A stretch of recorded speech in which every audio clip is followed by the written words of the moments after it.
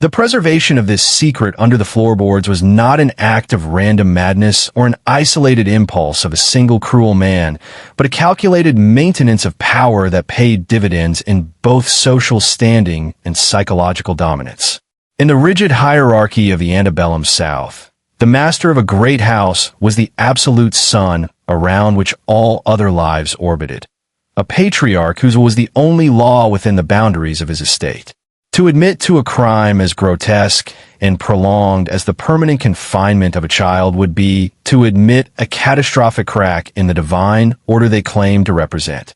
The family benefited from the boy's disappearance because it reinforced their reputation as people who could make reality itself bend to their whims. By making a human being vanish without a trace in plain sight, they sent a chilling, unspoken message to every other enslaved person on the property. I can erase you. I can make it as if you never existed, and the world will not even blink. This fear was an instrument of control more effective than any whip or iron chain, ensuring a level of compliance born of the terrifying realization that the law offered no protection once you crossed the threshold of that mansion. Beyond the psychological leverage, there was a grim, practical benefit. In the twisted, mercantilist logic of the era, an enslaved person who was dead to the official world but still physically present and under total control was a resource that existed outside the scrutiny of creditors, tax assessors, or heirs. He was a shadow worker, a ghost in the machinery of the household who could be used for tasks that required total discretion or simply kept as a trophy of a sovereignty that knew no limits. But the greatest benefit was the preservation of their own souls, or the hollowed-out, performative versions of them they presented to the world. By successfully hiding the boy, they maintained their status as pillars of the community, as God-fearing Christians, and as noble leaders of a society built on the systematic crushing of others. They traded a boy's life for the comfort of their own conscience, convinced that as long as the secret remained under the floorboards, it remained outside the judgment of man and, by some incredible feat of theological contortion, outside the judgment of God. The community at large benefited from this agreement of silence as well, though in a more abstract and insidious way. Every time a neighbor looked the other way, every time a local official ignored a persistent rumor or a discrepancy in the parish records, they were reinforcing the stability of their own world. If the master of one great estate could be held legally accountable for the private treatment of his property, then the entire foundation of their wealth and lifestyle was at risk. The silence was a collective insurance policy for the slaveholding class. By allowing the boy to remain in the dirt, they were protecting the inalienable right of every master to do exactly as he pleased behind closed doors. The benefit was the maintenance of a status quo where the powerful were never truly questioned and where the disappearance of the inconvenient was simply accepted as a collateral cost of the Southern civilization. The boys' suffering was the silent oil that kept the grand engine of their society running without friction, a hidden sacrifice made at the altar of domestic autonomy. We analyzed the complicity of class, where loyalty to one's social equals outweighed any flicker of human empathy. The refinement of the family above, the piano lessons, the imported wines, the education of their children, was literally bought with the currency of absolute, unblinking cruelty practiced in the dark. This was the price of power, a world where the light was only possible because someone else was being held in the absolute dark. The house stood firm not because of its brick and mortar, but because of the shared secret that bound the community together in a league of silence. The silence of the house was shattered not by a scream, but by the mundane sound of progress, the rhythmic thud of a carpenter's hammer as the new year of 1865 dawned, bringing with it the chaotic end of the old world. The new owners, a family of moderate means seeking to renovate the crumbling estate, ordered the removal of the rotted pine planks in the servants' wing, expecting only dust and the nests of vermin. Instead, as the boards were pried away with a groan of rusted nails, the air was suddenly thick with a scent that defied time, a mixture of ancient cedar, damp earth, and a sharp, metallic tang that made the workmen gag. They found the crucible that Samuel had been placed in, a space barely 3 feet deep, lined with ritual concealments including animal bones, beads, and the remnants of a child's doll. Items meant to bind a spirit or protect a secret through a spiritual cache. The physical evidence of the boy's confinement was a catalog of systematic erasure. Beneath the floorboards, investigators uncovered a small, unlined pit, a storage space common in slave houses but repurposed here for a far more sinister end. Within this cavity lay the remains of a life lived in increments. A penny from a later era wedged into the dirt, perhaps dropped by a subsequent generation who heard the thumping sounds and dismissed them as settling wood. The most haunting discovery was a collection of portraits, not on paper, but scratched into the very underside of the floorboards in charcoal and blood, depicting a face that grew older and more distorted with every plank. These messages, invisible for over a century, acted as a hidden diary of a ghost in the machinery, proving that while the boy was physically suppressed, his consciousness had clawed at the boundaries of his wooden prison. When the floor was fully opened, the over-acuteness of the senses that had plagued the house's residents for years was finally validated. The thumping sound they interpreted as a heartbeat was revealed to be a mechanical resonance caused by the boy's constant, desperate rhythmic tapping against the joists. The discovery rippled through the local community, which had long practiced a collective insurance policy of silence to protect the domestic autonomy of the planter class. Now, in the harsh light of 1865, and again through the lens of modern archaeological scrutiny, the truth could no longer be contained by the boards.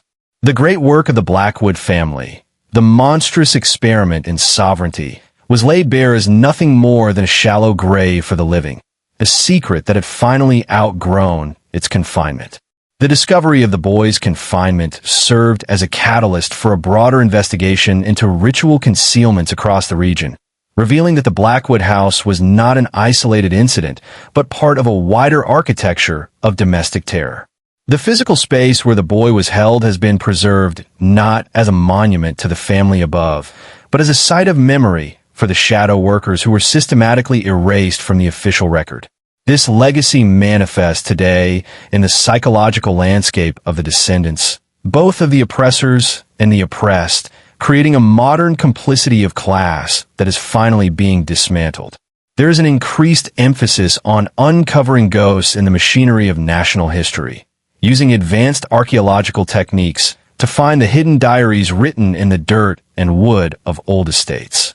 The story of the boy under the floorboards has become a metaphor for any truth that is suppressed for the sake of social stability. It serves as a warning that no matter how deep the pit or how thick the planks, the thumping heartbeat of the past will eventually demand to be heard. Public interest in these haunting discoveries under 250-year-old houses reflects a societal need to reconcile the refinement of the past with the cruelty that funded it. As researchers analyze the charcoal portraits scratched into the underside of the pine boards, they see not just the suffering of one child, but the resilience of a human spirit that refused to be fully extinguished by the dark.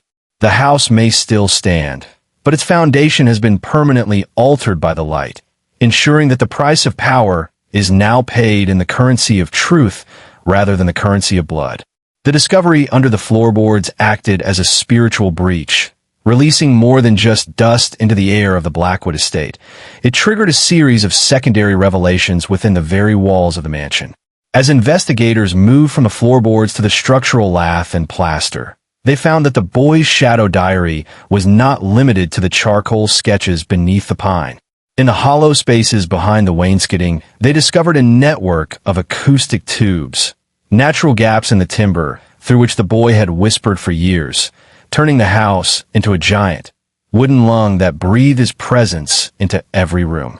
These hidden diaries of sound explained why subsequent residents reported hearing murmurs that seemed to come from the architecture itself, a phenomenon now understood as the boy's attempt to claim a voice in a world that had declared him legally dead. This architectural haunting serves as a visceral reminder of an era focused on transparency, where the hidden structures of the past are being dismantled to reveal the ghosts in the machinery. The physical house, once a symbol of domestic autonomy and southern refinement, is now viewed as a complex recording device of human suffering, where every joist and beam holds the thumping heartbeat of its suppressed history. Archaeological teams have begun using laser mapping to record these ritual concealments in real time, proving that the boy's confinement was a masterclass in psychological engineering designed to keep the price of power hidden from the light of day. The final analysis of the Blackwood site reveals a chilling truth. The family did not just hide a boy, they built a monument to his absence. By weaving his existence into the literal fabric of their home, they ensured that their refinement was forever bonded to his absolute dark. The site stands as a testament that while power can build a floor, it can never truly silence the life that survives beneath it. The collective insurance policy of the 19th century elite has finally been canceled by the forensic truth, leaving the house not as a home, but as a hollowed-out witness to the resilience of the human spirit. Although the physical excavations at the Blackwood estate have concluded, the digital and cultural echoes of the boy under the floorboards continue to propagate through a new era of accountability. There is a renewed national focus on uncovering the truth of American foundations, often utilizing the very technology that brought the Blackwood secrets to light. The charcoal portraits and spiritual caches have now been digitized into a high-resolution virtual museum, allowing a global audience to walk through the acoustic tubes of the house without disturbing the fragile remains of the past. This transition from physical sight to digital record ensures that the ghost in the machinery is no longer trapped in a single location, but serves as a persistent and unignorable data point in the history of human rights. The psychological weight of the discovery has also manifested in a restitution of narrative for the descendants of the estate's shadow workers. Community leaders are using the Blackwood findings to advocate for the preservation of other at-risk historical sites where the collective insurance policy of silence might still be in effect. By transforming the mansion from a monument of refinement into a laboratory of truth, the narrative has shifted the price of power from those who were crushed to those who committed the crushing. The house stands today as a hollowed-out witness, its boards removed and its walls exposed, proving that the most stable structures are those built on transparency rather than the systematic burial of the inconvenient. Ultimately, the story of the boy under the floorboards serves as the definitive Southern Gothic parable for the 21st century. It reminds us that every piano lesson and imported wine enjoyed by the elite was a note in a symphony that required the absolute silence of another. The thumping heartbeat of the boy is no longer a sound of terror, but a rhythmic call for vigilance. A reminder that the past is never truly buried as long as the wood still groans and the earth still holds its breath. The Blackwood case is closed, but the lesson remains. The light of truth is the only force capable of turning a shallow grave into a sacred space. The discovery of the boy's confinement opened a new chapter in the psychological analysis of the Blackwood lineage, revealing a profound behavioral and cognitive difficulty that plagued the family for generations. Clinical historians have noted that the confinement process did not just affect the boy. It created a reciprocal incidence of worry, helplessness, and fear within the masters themselves. The family's descent into madness, characterized by an over-acuteness of the senses and an obsession with the thumping heartbeat under the floorboards, is now viewed as a direct result of the cortisol-driven stress and psychological distress associated with maintaining such a monstrous secret. This irredeemable moral breach turned the mansion into a living tomb, where the mental health of the inhabitants mirrored the decaying physical state of the structure. The boy's survival in the absolute dark, a feat that defies traditional understanding of child development, has become a central case study for researchers investigating the long-term impact of isolation. By mapping the ritual concealments and the charcoal sketches, experts have identified a dynamic aspect of loneliness development that the boy used as a survival mechanism. His shadow diary was not just a recording of facts, but a spectral return of his own consciousness, an attempt to bridge the liminal state between life and death that his captors had forced him into. This internal torment was shared by the family above, in their desperate attempt to confront their own guilt, became as much prisoners of the floorboards as the boy they held beneath them. The Blackwood case highlights how socially isolated children can face lifelong challenges in communication and social interaction if they are ever brought into the light. For the boy, the light came too late, and his developmental learning abilities were forever stunted by the lack of social relationships in his formative years. The house remains a monument to his absence, but the acoustic tubes and hidden staircases found in the walls prove that the price of power was a complete erosion of the human soul for both the victim and the victimizer. In the end, the Blackwood legacy is a warning that some emotional wounds may never heal, and the dead, whether literal or social, will continue to haunt the living until the last board is pried away. The investigation has moved beyond the floorboards to the very skeleton of the Blackwood mansion, revealing a culture of concealment that was engineered into the building's blueprints. While the boy was the primary occupant of the pit, workers have recently discovered secret rooms and hidden staircases behind the library's false shelves, spaces designed not for refuge, but for the systematic monitoring of the enslaved population. These architectural anomalies provided the family with a panopticon-like view of their estate, allowing them to maintain an illusion of divine omniscience while hiding the boy in a liminal state between the visible world and the underworld. The price of power was thus literalized in the floor plan, where every refinement of the upper levels was supported by a subterranean network of ritual concealments and structural lies. This Gothic afterlife of the building has become a focal point for modern forensic teams, who use sensors to detect the spectral return of past events through chemical residues in the wood and plaster. The discovery of biological traces within the acoustic tubes confirms that the boy's presence was a constant, physical reality that leaked into the family's daily life, contributing to their psychological distress and the eventually shattered state of their mental health. In the current socio-political landscape, where uncovering the truth of historical foundations is a priority, the Blackwood Mansion serves as a physical evidence locker for the crimes against humanity that were woven into the domestic sphere. The final dismantling of the secret spaces has revealed that the thumping heartbeat was more than a sensory delusion. It was the rhythmic sound of the house itself breathing through the boy's confined space. By exposing these hidden diaries of the architecture, researchers have successfully canceled the collective insurance policy of silence that protected the Blackwood lineage for over a century. As the excavations wind down, the site stands as a hollowed-out witness that the most enduring secrets are those built into the very walls we inhabit. The boy's story is no longer a whisper in the wood, but a roar in the light of day, ensuring that the architecture of secrecy can never be rebuilt. As the investigation draws to a close, the story of the Blackwood boy has transitioned from a physical excavation to a metaphysical phenomenon known as the Gothic afterlife. The removal of the last floorboard did not silence the house. Instead, it amplified a spectral return that forensic psychologists and historians now categorize as a liminal echo of prolonged isolation. The price of power paid by the Blackwood family has finally come due in the form of a total collapse of their historical narrative, as modern digital mapping reveals that the architecture of secrecy was actually a map of their own moral decay. The thumping heartbeat, originally attributed to a telltale heart phenomenon, is now understood as a structural vibration caused by the boy's rhythmic tapping. A desperate, decade-long Morse code that the wood itself remembered and continued to emit even after the cavity was emptied.